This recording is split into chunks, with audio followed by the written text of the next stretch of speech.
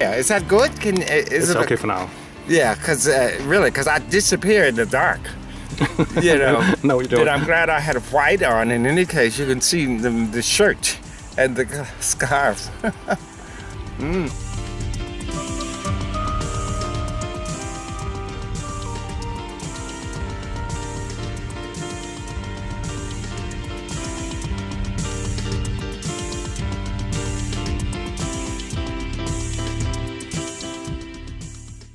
My name is Bob, and I'm sitting in beautiful Frederick's Spare garden. I love it here so much because the nature is so beautiful, and atmosphere, lovely people. It's just so wonderful here. Why are we talking so low now? Well, I usually talk loud, but I try to speak distinctly and quietly when I'm being photographed. Oh, don't. Please. Try to act naturally. Okay. I think I'll have a beer to that. Cheers to you, Bjorn. Cheers. This is, of course, the living room. This is the dining room. That's my stuff. Yeah, dining room. Then we can go. Well, you've seen the little boy's room. What did bring you to Denmark? Well, actually, I came as a foreign exchange student. I had been dancing with Alvin Ailey, as you know, and we had a performance in Denmark.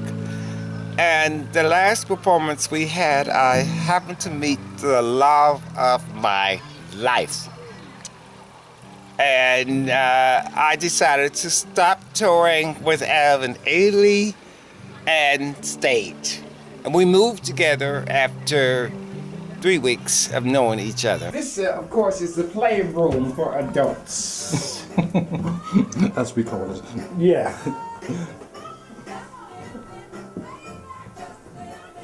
But that's the reason I came. And I mean, but not only because of the person, it's because of the people here. They are very, very civilized. And I had lived in Chicago for a while. In Chicago, there's guns, 8 murders every day. And then I came to Denmark, and at that time, even the police were not allowed to have weapons. And I said, this must be a very civilized country when even the police are not allowed to have weapons.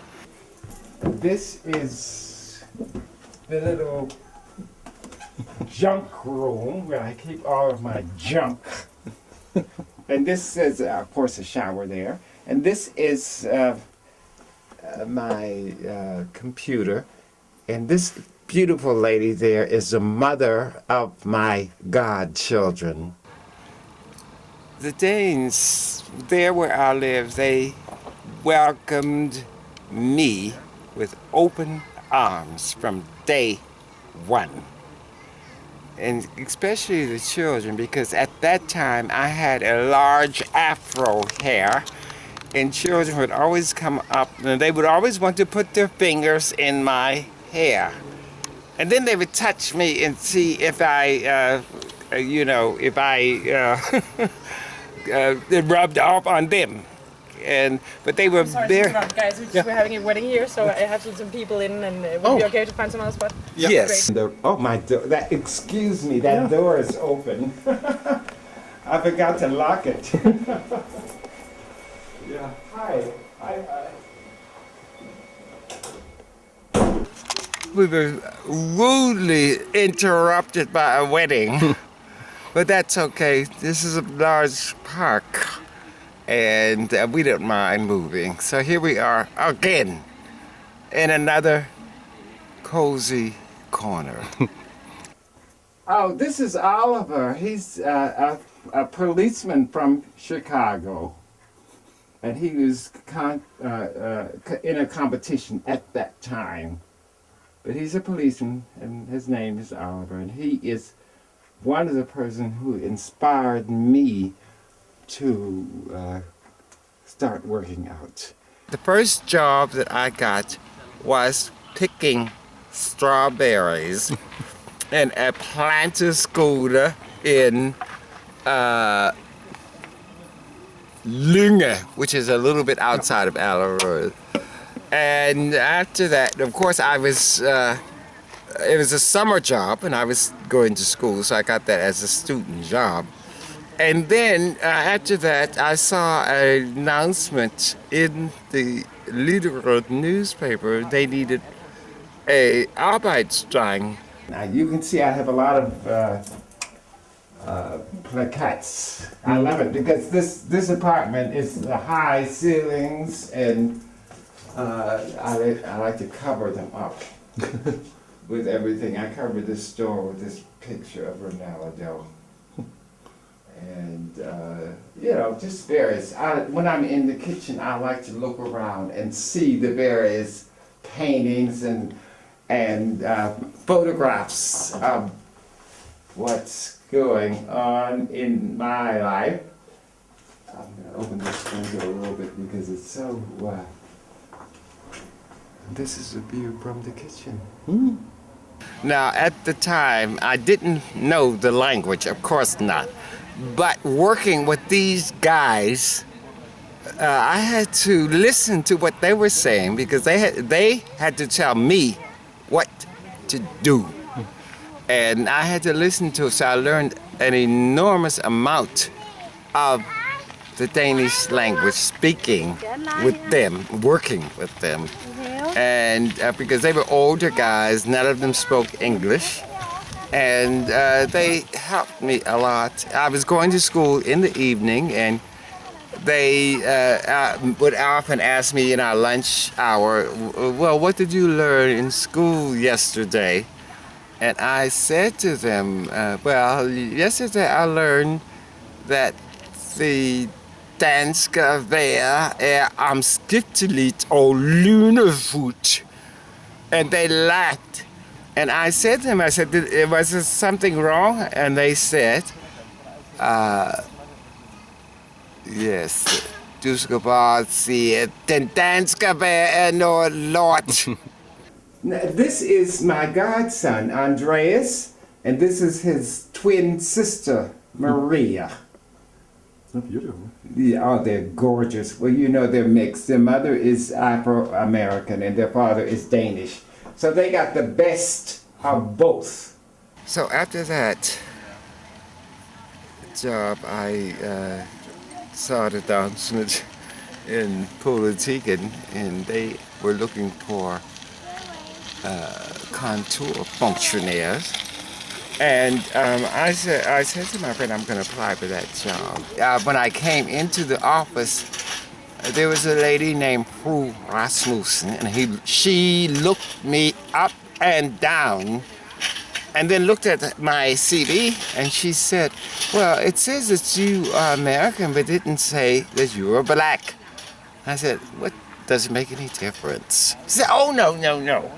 But she said, we expect that you can speak the language because we're dealing with Danes every day.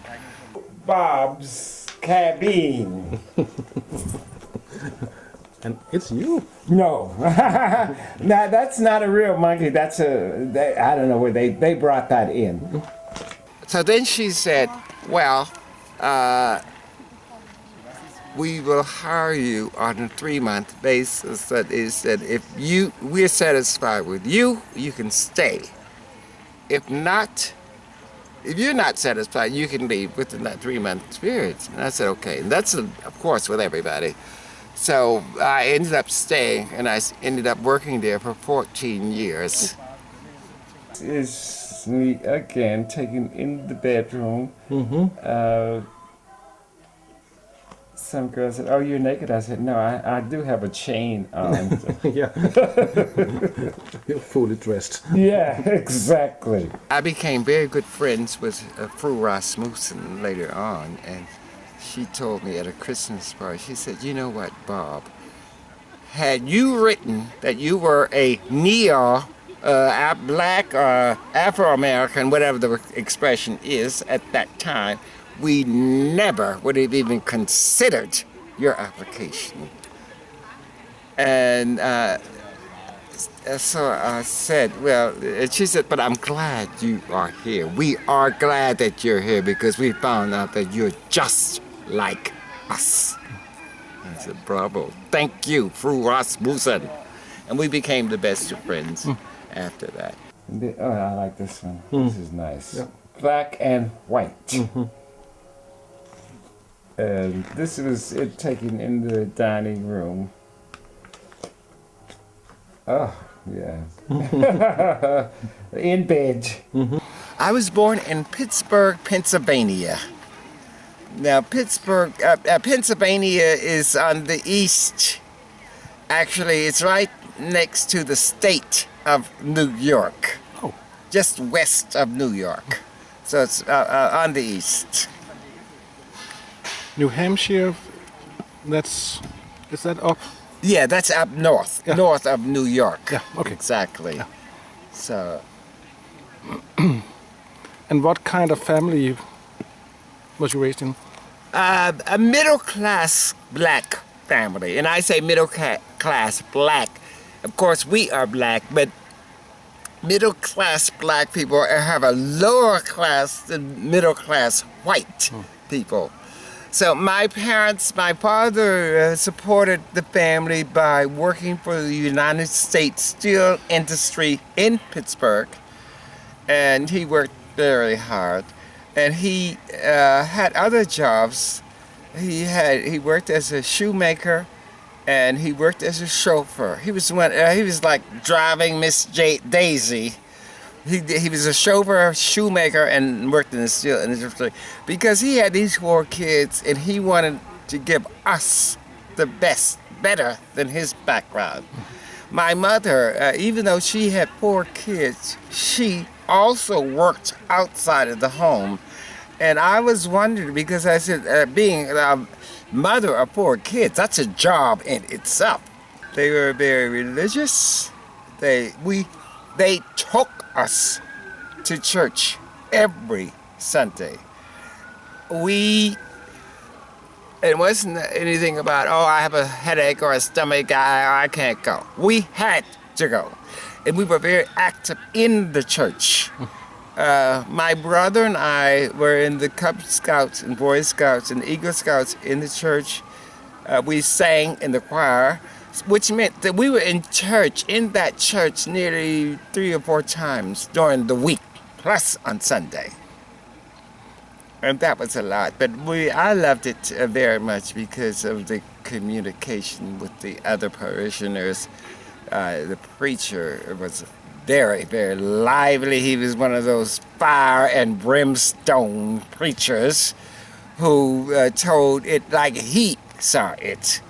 The Baptist religion is difficult. It can be because they believe in the Bible. They homophobic for one thing, and it was difficult for me coming out. My parents, I think they were pretty homophobic because there were some homosexuals living in our neighborhood, and my father always told my brother and I, don't go talk to them because they're going to rape you or something stupid. So they were very shocked, to say the least, when I came out. And my mother was very, very unhappy. My father said, well, your mother wanted a girl and I wanted a boy, so we're both satisfied. You'd be surprised at the number of men in Pittsburgh, in that church, who are gay. When I say not bisexual, they're gay. You know, and there were so many. You know, I knew so many that they used to hit on me at church, and the choir director and the deacons, and you could see obviously they were, and our family knew they were. my father always put them down. He would always put them down. Always. And he would tell us, you know, well, there were a lot of gay people in our neighborhood. And he would tell my brother and I, well, don't talk to them because they're going to seduce you. You know, homophobic. And that's very typical of homophobics. They put down gay people because they're so afraid somebody's going to see their gay side. I wasn't planning to come out. But what happened, we had a large home. There was a telephone on the first floor, telephone on the second floor, and telephone on the third floor. I was on the telephone on the third floor when my mother happened to pick up the phone to call one of her girlfriends about a club meeting. And here I was talking to this guy, one of my high school friends, and we were talking about love. We were in love and booty calls, and she heard it all. And there was no question about what we were talking about. She got it. And so then she ran to her husband, my father, and he said she was totally hysterical, crying, and I didn't know anything about that because I was on the third floor. They were on the first floor of this house. And so later on, a week or so later, I was in the car with my father. We were going, I think he was taking me to school. And he said, well, you know, your mother heard a very interesting conversation between you and your boyfriend. I said, oh. And I said, oh. You know, and I said, oh, what about that? He said. And I said, well, you know, there was no question about that. My mother was only 16 or 17 when they got married. He was in his late 30s. Okay. And he was a very handsome man. He was a good-looking man. In fact, when he was running around in Pittsburgh, before they got married, they called him a dandy because he would have this hat on and this white suit on, and he was gorgeous. And he was very, very charming to all the women. And I spoke to a lot of them at his funeral, and they all spoke so highly of him as a young man. And he was gorgeous because I have pictures of him, you know. We were just kids, and we were allowed to be children, running around playing basketball. My younger brother became a very well-known. Well, he started playing football in high school, and he was very, very good at it. American football. Yes, American football, and he was on the football team. And he was very, very efficient as a football player. And he won a scholarship to Kansas State University, for a 4-year scholarship because of football. He played football for Kansas State University for 4 years. And everything, this scholarship was paid for everything, and that's rare because it's very expensive to get an education in America, as you probably know. But he got that for, and then after he finished college, after he graduated, he moved to Cleveland and started playing for the Cleveland Browns. Then he got married, had a child, and he got a job as a teacher in one of the high schools in Cleveland. And then he became a coach. And then he became a principal of this school, which shows he was a very, not only excellent football player, but a very intelligent young man. And I asked my mother, I said, well, how did you get him when he was so popular? And she said, well, the quickest way to a man's heart is through his stomach. And she was a wonderful cook all of her life. Wonderful cook. And so that's how she got him. Do your mom and dad love each other? But it was a very difficult marriage, to say the least. I was an eyewitness, we all were. My father was a hypocrite. He was in the church, he was a deacon in the church, and he would praise the Lord, and blah, blah, blah. But we didn't believe, the children, we did not believe what he said because we saw what he did. He was a house tyrant. He used physical and mental cruelty towards my mother. And we saw it. And you know, when you hit the mother, you hit the child. I witnessed the first time when I was 8 years old, and I was horrified. The police had been called to that home at least 3 times, as far as I know, because of domestic violence by him. And I think that he loved my mother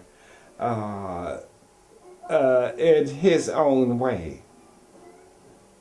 Because he was not always this maniac at home, but you never knew when he came home from work what his moods would be. And that kept everybody walking on eggshells, because you never knew how he would be when he came home. He was a very complex, complicated individual. Mm-hmm. I don't know what his problem was. Maybe he was frustrated. He would not talk about his youth at all. He never said a word about his youth. But I'm sure there may be something that happened to him when he was a young child that made him do these things. He was also, we kids, we were also paddled, but when we did something wrong. And because we were not perfect kids, no kids are. We used to get in, my brother and I used to get into trouble, and we were chastised for it. But when it came to our mother, we could not understand why he was so cruel to her. And she was born and grew up in. The older sister, she married a man exactly like my father. He beat the crap out of her, just like my father did my mother. The younger sister got married a man exactly like him. He was an alcoholic. Now he's not anymore. He went to AA because she made a decision that I'm not going to marry you until you stop drinking. So he went to AA, and he has been in AA now for 19 years, and he's changed totally. So he doesn't do that anymore. But both of them married men. The second girl, the first girl, the older sister, she got involved with another. She married another guy, and he treated her horrible. Then she got involved with a drug addict, and he beat the crap out of her right in our home on the front porch. She had to call the police on him several times. And that comes, of course, from seeing, because children do what they see in the home. Now, my brother, I was just like my father. He beat the crap out of all of his women. Every single one of them. His first wife, not his first wife, because he was only married once, but he was very cruel to her. He once pushed her out of a car while it was moving, and but he treated all of his women. The last relationship that I know of, because I was in Boston visiting him, he told me he beat the shit out of Ann, And I said, why did you do that? And at the time, he was losing his hair, so he bought a toupee. And he said she got mad at him for something, and she took the toupee off and cut it up in small pieces. And that made him go amok. Then he beat her terribly, and she ended up moving back to Atlanta, where she was from. And I said to him, why do you treat your women so badly? And do you know what he said? He said, well, Dad did it. He started drinking. He started using drugs. And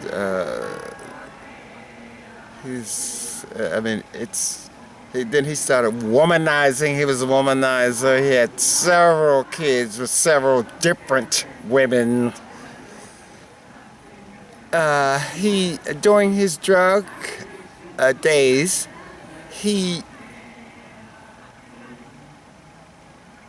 four guys broke into his apartment and almost beat him to an inch of his death. And that was drug related, because alcoholics don't do it. He was doing alcohol too. But the drugs, that was due to his drug taking. I don't know the exact details of it, but it was something about he couldn't pay his pushers. So that's when they broke in and beat him within an inch of his life. And that didn't help his brain much. And he stopped using drugs because he couldn't afford it. And then he started drinking. I was very, very attractive. I say I was young and beautiful, but now I'm only beautiful. Young, black, and beautiful. Yeah, young, black, and beautiful. That was me. And I got a lot of offers and everywhere I went. People were always into my face and telling me how good I was, how wonderful I was. And people would come backstage and ask me about various things for dates and stuff. And I said yes. I never said no. I think I was a sort of a people pleaser, you know. And so that's when I say I was looking for love in the wrong places. And it was fun. I had a wonderful, wonderful time. Hi.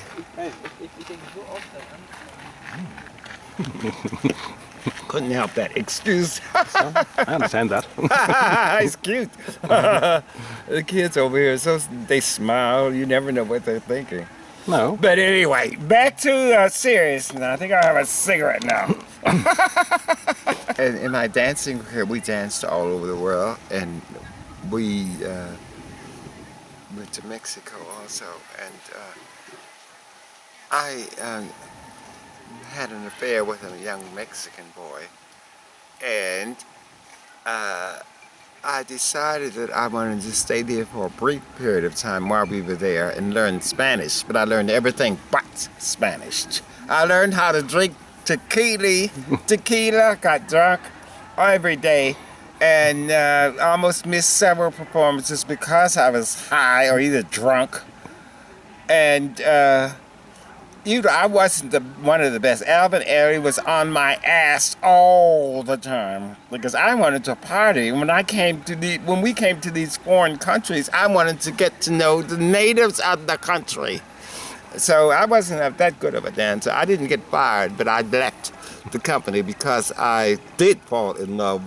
I found the love of my life in Denmark and just stayed. But dancers usually stop dancing at an early age. I started dancing when I was around 13 in Pittsburgh. And when you start dancing, when you're 35, your dancing career is over. And my doctor told me, he said, well, you can't dance anymore. I said, well, you might as well tell me to get in my grave because dancing is my life. And speaking of the end, I went to my doctor for my annual checkup yesterday. And I asked him, I said, well, what is that? He said, you're going to die in 1 hour. That's a good doctor. So I said, well, I have to go home and get my stuff together. Like they always say, you have to go do this. But he's a funny guy, and he said, no, you could live. You have the body of an 18-year-old. You are fresh as a daisy, and you have a very wonderful body. Everything you do is doing fine. So just keep on. But he said, I laughed when he said that you're going to die in 1 hour. And I said, okay. A funny man. Is it a good thing to have a funny doctor? Yes, exactly. He makes me laugh. But not a funny dentist. Oh, no. They're not allowed to be funny. No. But they talk all the time. They talk when they're in your mouth and go, oh, how was your vacation? And what did you do on your vacation? You know, they talk. That's mine does in any case. He is, I don't know why they talk when you can't answer. One thing my dad did for all of us, he gave us good work ethic. And we've all of us have had good education, good work. But that doesn't give self-esteem. It gives you status, and you can buy things, and you have a lot of clothes, and, but it doesn't. But self-esteem comes from the inside, and that's what we all felt that we had to do. And it was good that he gave us that. At least he gave us something. I didn't, even though I've always worked and had a good life, but I just felt empty inside. And there was a period that I tried to fill that void with sex.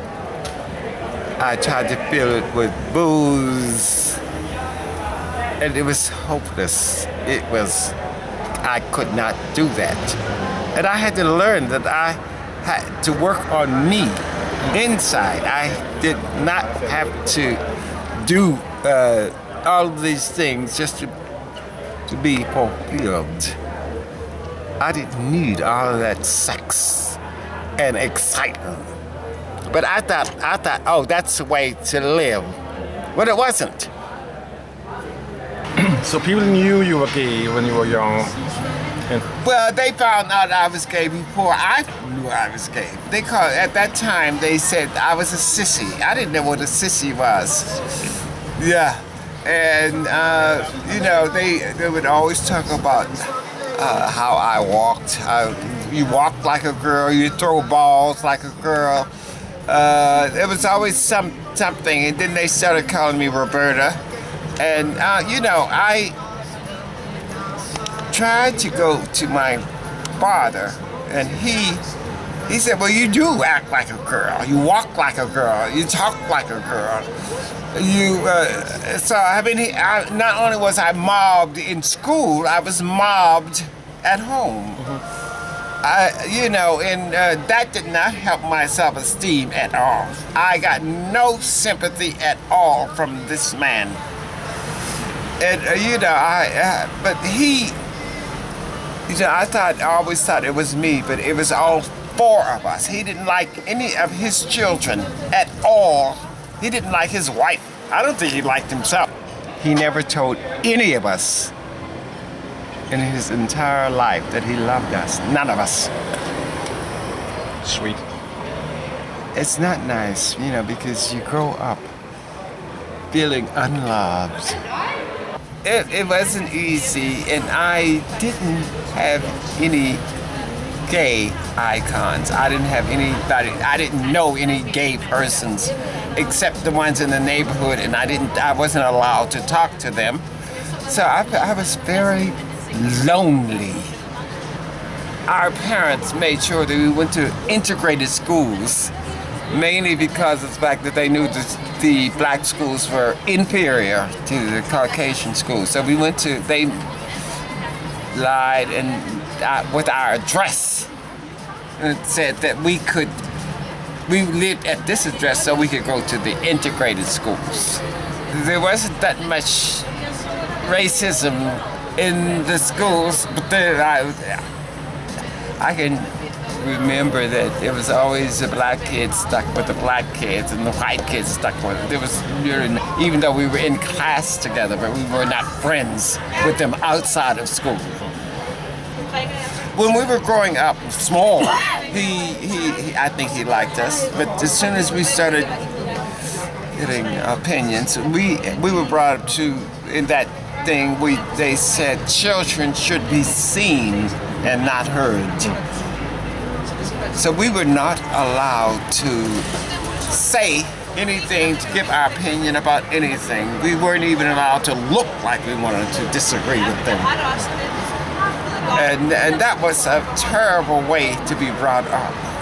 But one thing I wanted to say also, when I started modeling at Halve Kunsthøjskole in Denmark, Pierre said to me, he said, "Oh, you are good at moving. You have a dancer's body. You must be a dancer." And I said, "Yes." And he said, "Well, who do you dance with?" I said, briefly. I didn't say briefly, but it was something like Alvin Ailey. And he said, "Oh," and then he started spreading the word. "You're a famous Alvin Ailey dancer." And I mean, I really was not. But I let and people always say, "Oh, he danced with Alvin Ailey." But I did, but it was so brief that I don't even talk about it anymore because I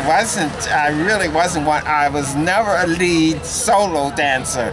But I think I got the physique mainly from martial arts and training my body, because that's very important for me. But it looks like a dancer's body. And they wanted to say, "Oh, he's a dancer." I said, "Oh, yes, I'm a dancer."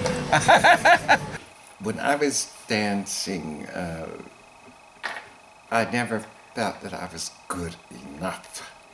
I was wonderful, but I never felt that I was good enough. And everyone told me that I was wonderful, but I didn't believe it. I thought I was never a solo dancer, but I was one of the backup dancers. But do you have to be a solo dancer to be good enough? Well, that's what I thought. I wanted to be. And I always felt that even if I were a solo dancer, maybe my parents would love me more. But even if I were, they wouldn't let me know, because I had performed. They wouldn't spoil you. What? They wouldn't spoil you. No, they didn't want to. Yeah. Because they thought that would be spoiling one. And I don't know where they got that from. I guess it's from their background. I don't know. You must have been, well, not bad to be in the company. Yeah, I was not bad at all. I was good. When I look back at some of those tapes, of which I've seen, my mother kept a lot of them, and I was very, very good. Wonderful body, wonderful movements, and I was very disciplined at one point. But then I started getting involved, having boyfriends, and then running around to bars and places that I shouldn't have been. It affected my performance on stage. Of course it did. I was just doing everything I was big enough to do. I never did drugs because I knew that I had an addictive personality, and I didn't want to get hooked on drugs because I knew what drugs did to people, and I did not want that to happen to me. But I was drinking excessively. I've been in and out of love many times, and even before I left the States. but there was one person in particular that I did fall in love with, and we were together for a while, and we're still the best of friends to this day. Love each other, and we will always be friends. He really saved my life, because at that time I moved here, I was not doing well at all because of my background, the background in the States, and bucking around and dancing, and but I think I had no self-esteem when I moved here, and I couldn't understand why I wasn't functioning. I couldn't understand why my life was so undisciplined.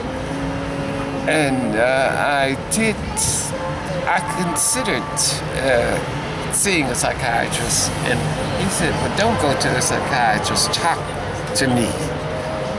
But I looked for love in the wrong places. Yeah, you said that before, and Yes. I want to ask you, what do we actually mean about that? Well, what I mean is that I would go to sleazy bars and pick up people.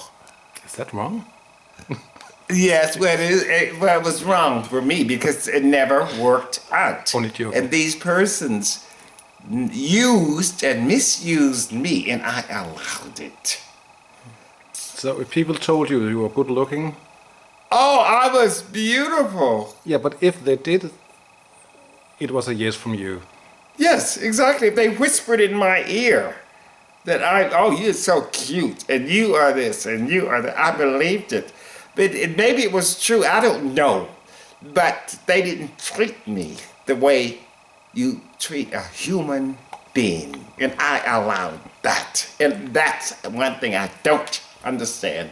Why I allowed it, I know now it's because of low self-esteem. You know. So you were counted as a cheap boy? Yeah, a hoe. That's what I was, you know. And a lot of my gay friends, they would call me, my name is Robert. And they would say, oh, Roberta, is I doing it again. I still have dreams about how horrible it was in that, growing up in that home.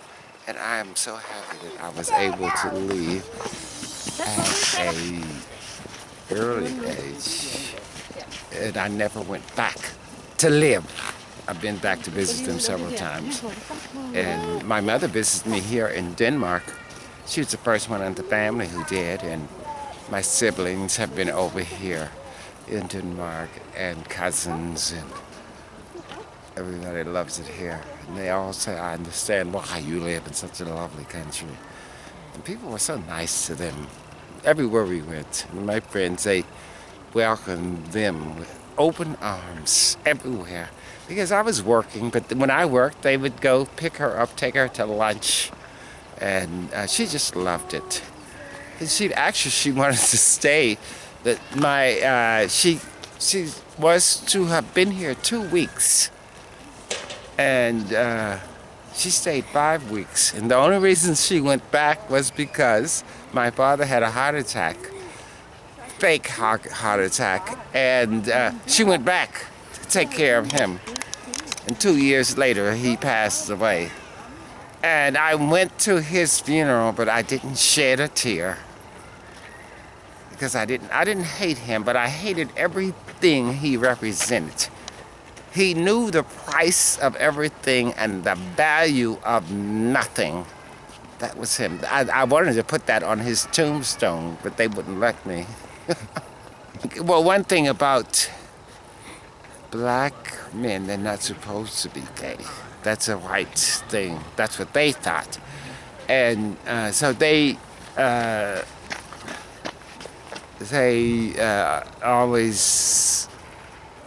Well, I think mainly because many black men are on the down low. That means many of them have families and girlfriends, but still they have a boyfriend on the side. And that's that's the black culture.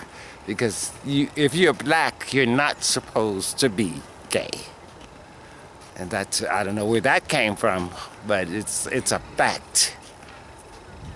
So, I remember even during the AIDS epidemic when people were dying like flies, they always said, oh, that's a white man's disease. Black people don't get it, but of course that was another lie that was, told to us. And even your father had a gay friend.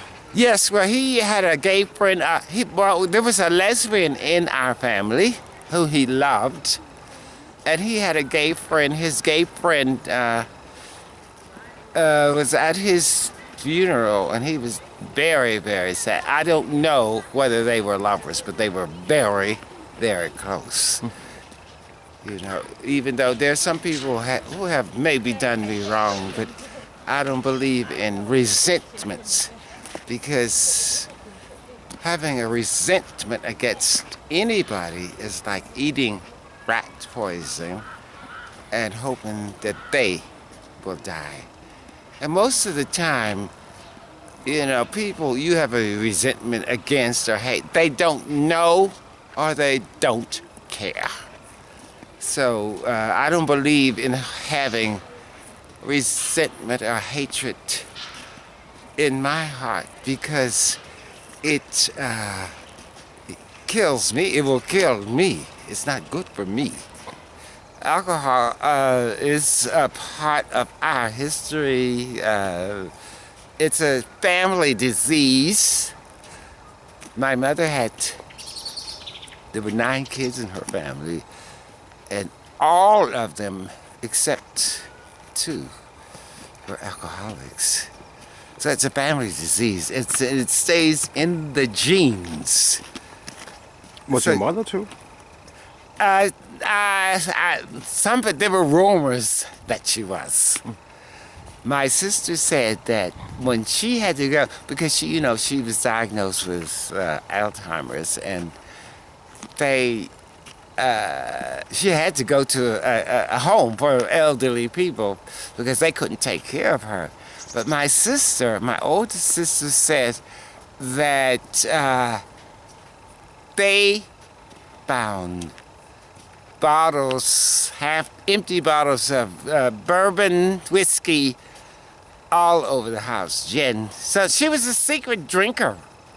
And I had that feeling also because once I was home, I was living in Chicago at the time, and she asked me to go down to the basement to get some clean clothes out of the basket where the clothes were. And I found a bottle of gin, Gordon's gin, in this basket of clothes. And nobody in that household put that there but her, because she's the only one who did the cleaning. She was probably a secret alcoholic. She didn't die from that disease, because alcohol is a deadly disease. Alcohol is a deadly disease. But she died from complications from Alzheimer's. But these were rumors. I never saw her drunk at all. But I know she used to love to get her, there was a certain drink she made, Southern Comfort and a little ginger ale and a little lemon. Oh, she loved it. But I never seen her drunk. So she was probably a secret alcoholic. But, and I could understand that, because living with a man like that, I guess that's the reason she did drink. But, so it's in the genes. And my brother got it in his genes. And it stayed. But of course, he tried to stop. He went to NA meetings. He went to AA meetings. And it didn't help. I asked him once, I said, why did you stop going to your meetings, your AA meetings and your NA meetings? And he said, mainly because of the fact that he had relapse after relapse. And one thing about these meetings, if you have a relapse, you have to go and tell. And he said he was tired of having these relapses and going to the meeting to say that he had a relapse. So that's why he stopped. He passed away in April of this year, actually. They found him in his apartment in Boston. And he'd been laying in there dead for some time. I think the neighbors called the police, and the police broke in.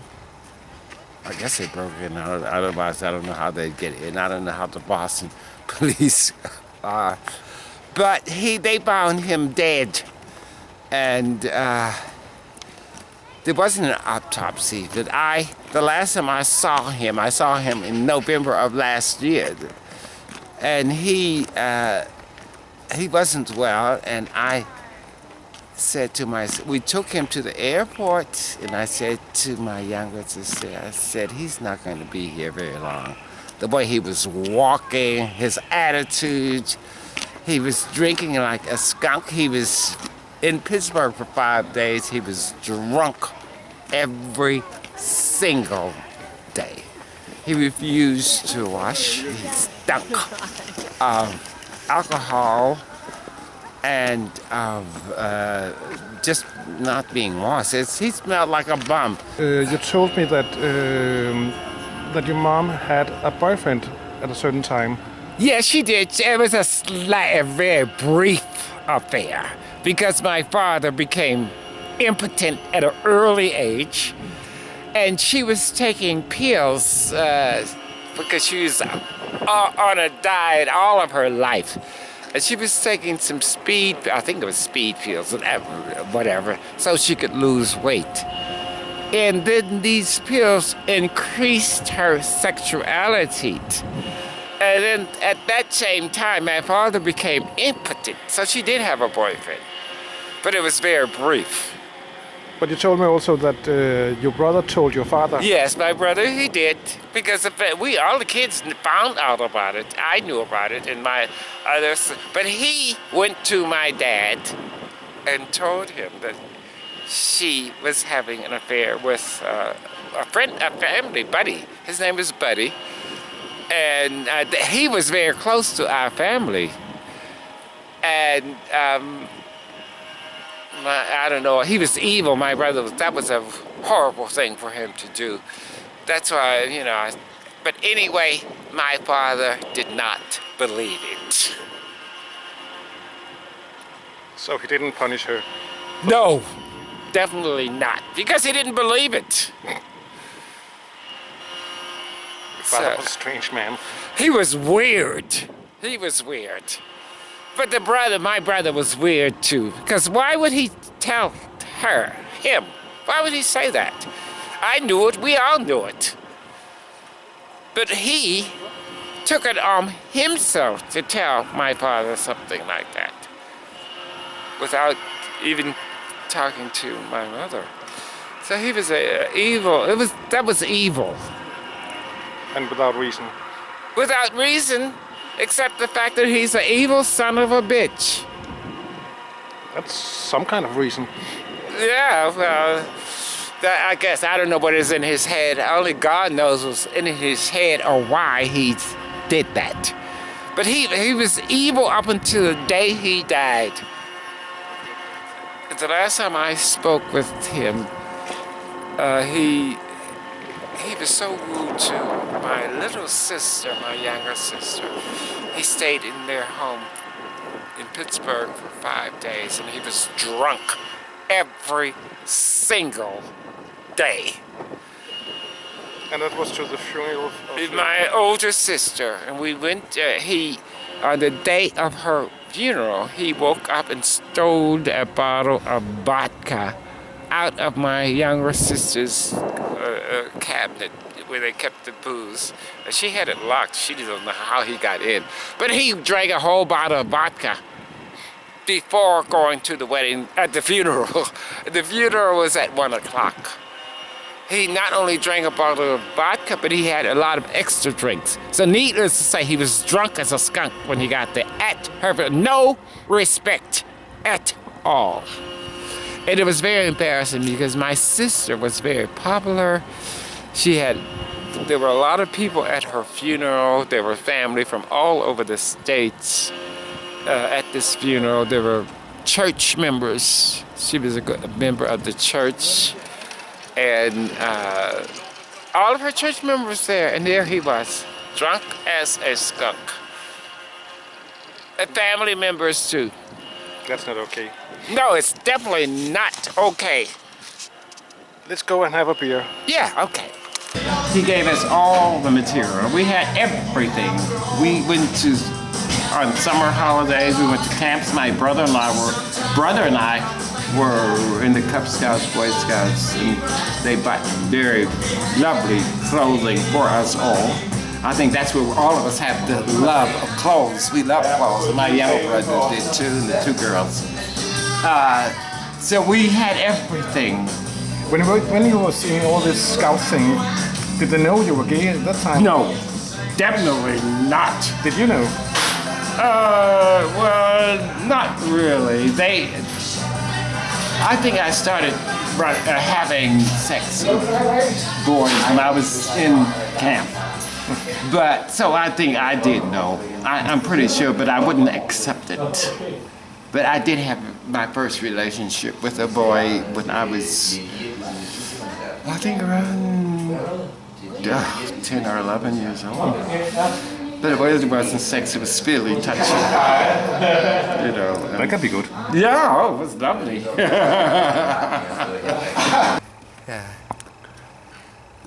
I guess you have had several lovers. Oh, several, many, too many. My sister said, you've had enough lovers and boyfriend and sex to last for 10 lifetimes. That's what she said. But there have been a few in my life, a few loves of my life. And some were good and some were not so good. But that's life too. You know, that's the life. And I've kissed a few frogs. But I have no regrets about anything because it's a part of growing up. But the little shy boy went to the stage. Yes, a little shy boy. But I did also other things. I was even in high school, I was involved in the drama class. I was a very good actor. And then I went on to, after high school, I went to college and I was in the drama, studied drama, dancing, because I wanted to get, especially with drama, I wanted to get outside of myself. I didn't like myself. And if I'm on stage performing with as another person, that was wonderful. So this is how I got into acting, dancing, anything to get out of myself. Because I didn't like myself. I didn't love myself. That's where we started. Yeah, we sure did.